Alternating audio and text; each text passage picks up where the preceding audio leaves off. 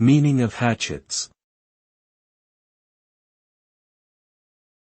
Hatchards. Hatchards.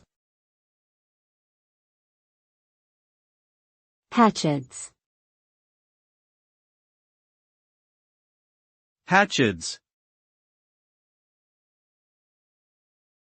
Hatchards is a historic bookstore located in London, England.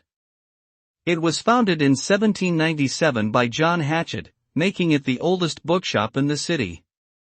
The store was originally located on Piccadilly and has since moved to a nearby location on the same street.